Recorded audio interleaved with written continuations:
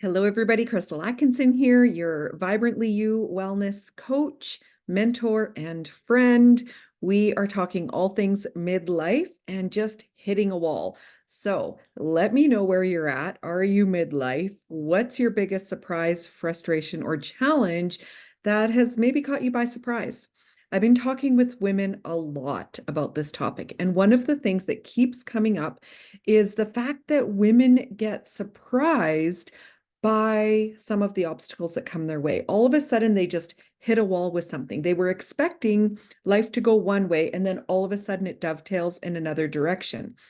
And the question I want to ask you is, if this is you, have you ever hit a wall before you were midlife? Have you ever had something disappointing happen, something frustrating happen, something where you're like, I really wanted something to work out and it never, and you ended up going in a different direction? And when that happened, when you look back on that, do you see the good in that? You probably have. You've probably had to pivot before.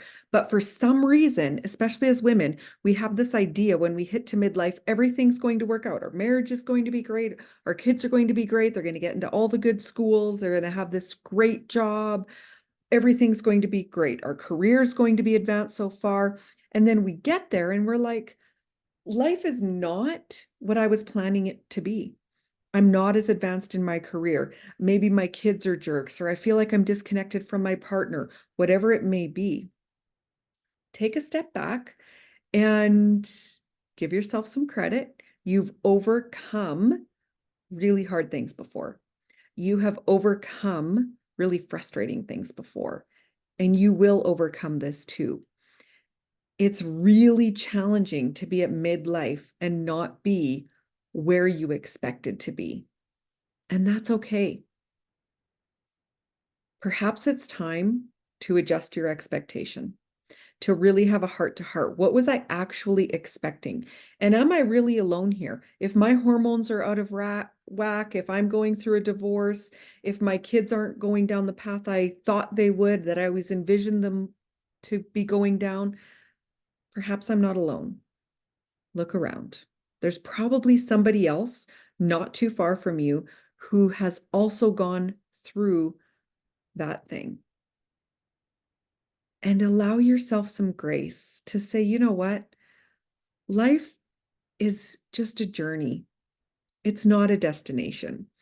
And it may not be what I thought it was going to be, but there's a lot in my life that's pretty dang good. Because most of us can sit back and say, yeah, there's a lot about my life that I really appreciate.